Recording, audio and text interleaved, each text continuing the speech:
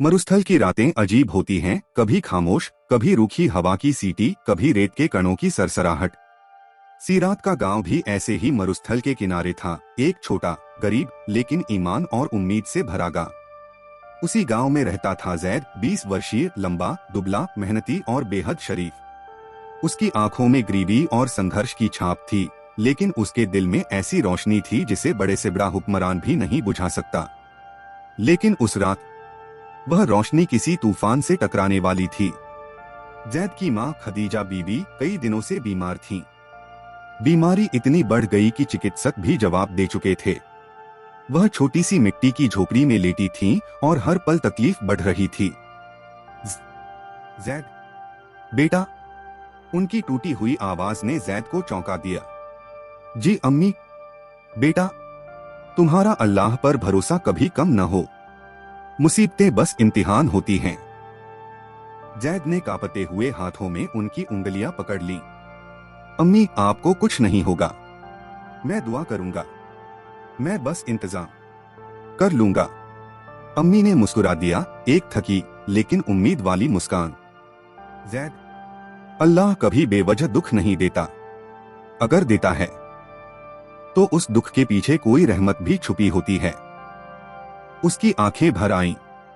जाने क्यों उसे लग रहा था कि यह रात कुछ बदल देगी। जैद गांव के हर व्यक्ति से मदद मांग चुका था, लेकिन सबके अपने दर्द थे।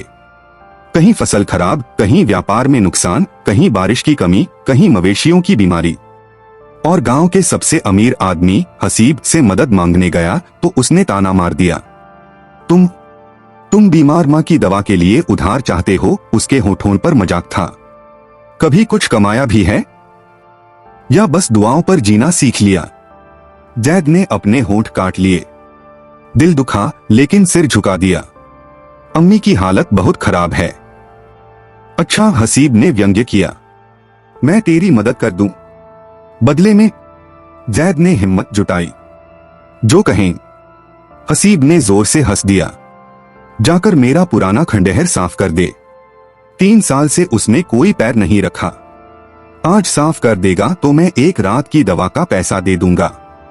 जैद ने पल भर रुककर कहा, ठीक है। गांव वाले चौंक गए। वह खंडहर, जहां लोगों का मानना था कि जिन्न रहते हैं, जहां रात के अंधेरे में अजीब आवाजें आती थीं, जहां कई लोग जाने की हिम्मत नहीं करते थे, लेकिन मां की जिंदगी के आगे हर डर छोटा था। भाग 3 खंडहर में कुछ और ही था। चांद धुंधला था, रेत की हवा चल रही थी। जैद ने हाथ में लालटेन ली और खंडहर का भारी दरवाजा खोला। दरवाजा चर्र की आवाज से विरोध करता सा लगा। अंदर अंधेरा था, ऐसा अंधेरा जैसे सदियों से किसी ने वहां रोशनी देखी ही न हो। जैद ने बिस्मिल्लाह पढ़कर कदम रखा। दीवारें टूटी हुई, छत आधी गिर चुकी, जगह जगह रेत के ढेर, और हवा में एक पुरानी उनीदी खुशबू जो न अच्छी लग रही थी न बुरी। वह सफाई करने लगा, एक एक कोना। पसीना बह रहा था, लेकिन उम्मीद का एक दिया उसके दिल में जल रहा था। तभी एक कोने में उसे एक अजीब लकड़ी का संदूक मिला, पुराना, धूल से भरा, लेकिन कहीं से भी साधारण नहीं। उसके ऊपर पुरानी अरबी में लिखा था, मन जना अल्लाह जाहू नूर। जो अल्लाह से डरता है उस तक रोशनी पहुंच जाती है। जैद का दिल जोर से धड़का। यह क्या है?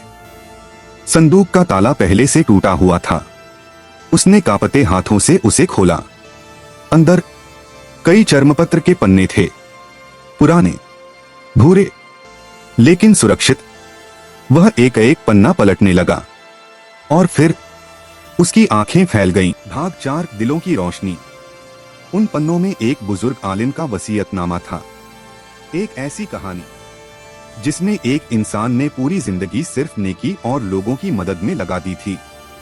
गांव को शिक्षा दी, अनाथ बच्चों की मदद की, भूखों को खिलाया और हर व्यक्ति को यह सिखाया, अल्लाह की रोशनी इंसान के सीने में उतरती है, घर, धन और कपड़ों में नहीं।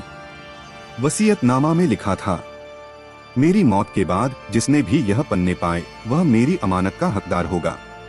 अल्लाह की राह में जो भी खर्च करेगा उसके लिए इस संदूक में रखे दिरहम हैं।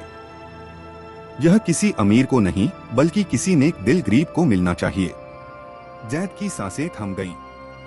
संदूक में सोने के दिरहम थे, शायद 40 शायद 60, इतने की उसकी माँ का इलाज हो सकता था और गरीबी के बादल भी कुछ समय के लिए हट सकते थे। लेकिन जैद बैठा रहा, चुप, कांपता हुआ, सोचता हुआ, क्या ये उसके लिए अल्लाह की तरफ से मदद है या उसके इम्तिहान का हिस्सा? धीरे से उसने फुसफुसाया, या रब, अगर यह तेरा तोहफा है तो अल्हम्दुलिल्लाह, अगर यह इम्तिहान है तो मुझे सही रास्ते पर रखना।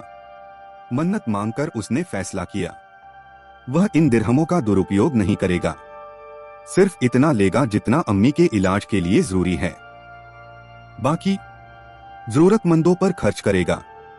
यही था अल्लाह का हुक्म, यही थी अमानत। उसी रात उसने आधे पैसे निकालकर अम्मी के इलाज कराए। चमत्कार हो गया, अम्मी की हालत सुधर गई। भाग 5 दिरहम का चमत्कार। अगले दिन जैद ने बाकी दिरहम गांव के गरीबों में बांटने शुरू कर दिए। किसी की बेटी की शादी अटकी थी, किसी के घर खाने को नहीं था, किसी का कर्ज था, किसी का इलाज। गांव में चारों तरफ फुसफुसाहटें फैल गईं। जैद बदल गया है। अल्लाह ने उसे क्या दे दिया, कैसा जादू, कैसी नेमत। लेकिन जैद ने किसी को नहीं बताया कि पैसा कहां से मिला। वह कहता, यह अल्लाह की अमानत है, बस मुझे लोगों तक पहुंचानी है। गांव धीरे धीरे चमकने लगा, बेहतर होता चला गया, लोगों के दिल भी बदलते चले गए। भाग 6 हसीब का अहंकार और उसकी हार। अमीर हसीब को यह सब बर्दाश्त नहीं हो रहा था। कल तक तो यह मेरे घर के सामने खड़ा होकर मदद मांग रहा था और आज यह गांव का सबसे बड़ा मददगार। यह कैसे हो सकता है?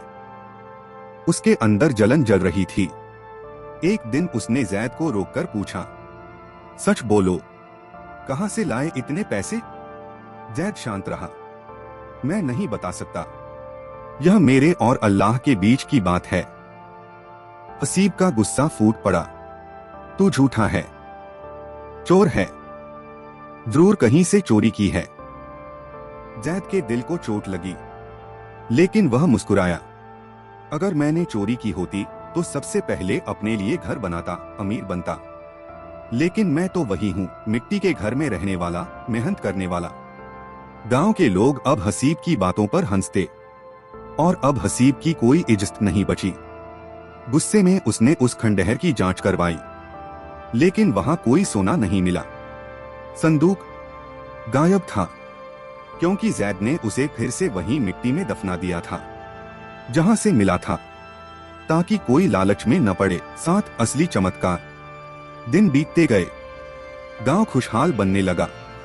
अम्मी ठीक हो गईं। कुछ दिरहम अभी भी बचे थे, लेकिन जैद ने उन्हें भी नेकी में लगा दिया। अब गांव वाले जैद की इज्जत करते। हर कोई कहता, अल्लाह ने हमारे गांव को रोशनी दे दी जैद के हाथों से। लेकिन असली चमत्कार अभी होना बाकी था। एक शाम गांव में एक बुजुर्ग यात्री आया, सफेद दाढ़ी, नूरानी चेहरा, आंखों में अजीब सी चमक। तुम्हारा नाम जैद है? उन्होंने मुस्कुराकर पूछा। जी। क्या तुम खंडहर गए थे? जैद चौंक गया। आपको कैसे पता? बुजुर्ग ने गहरी सांस ली। वह संदूक मेरे दादा का था। वह एक आलिम और सूफी थे। उन्होंने लिखा था, मेरी अमानत तक वही पहुंचेगा जिसके दिल में नूर होगा। और तुम पहुंचे। जैद की आंखें नम हो गईं। बुजुर्ग ने उसका हाथ पकड़ा। तुमने सोना निकाला, लेकिन अपने लिए नहीं, तुमने मेरी दुआओं की विरासत को पूरा किया। फिर बुजुर्ग रो पड़े। मेरे दादा ने यह नेमत उसी नेक इंसान के लिए छोड़ी थी जिसे अल्लाह खुद चुनेगा, और वह तुम हो। जैद रो पड़ा। वह कह पाया, मैं तो बस अल्लाह की राह में चलना चाहता था। भाग 8 रोशनी का फैलना। साल गुजरते गए।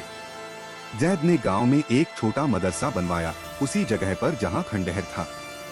बच्चों को कुरान और इल्म की तालीम देता, बुजुर्गों की सेवा करता, गरीबों की मदद करता और हर आने वाले को यही कहता, अल्लाह का नूर बड़े घरों में नहीं, बड़े दिलों में उतरता है। गांव अब पहले जैसा नहीं रहा। हर घर में बरकत, हर दिल में सुकून, हर चेहरे पर चमक। और जब कभी कोई पूछता यह सब कैसे हुआ, तो गांव वाले मुस्कुराकर कहते, एक नौजवान था जिसने अल्लाह की अमानत समझकर सोना बांट दिया, और बदले में अल्लाह ने उस पर अपनी रोशनी उंडेल दी। भाग 9। अम्मी की आखिरी नसीहत। जैद की माँ बूढ़ी हो चुकी थी। एक दिन उन्होंने बेटे का हाथ पकड़कर कहा, बेटा, जब तू पैदा हुआ था ना, लोग कहते थे कि हमारे घर क्या बरकत आएगी, लेकिन आज पूरे गांव में तेरे हाथों से बरकत पहुंची है। जैद मुस्कुराया, अम्मी, यह सब आपकी दुआओं का असर है। अम्मी ने धीरे से कहा, नहीं बेटा, यह दिल की सफाई का असर है। याद रख, जिनके दिल साफ होते हैं, अल्लाह उन्हीं तक अपनी सबसे चमकीली रोशनी पहुंचाता है।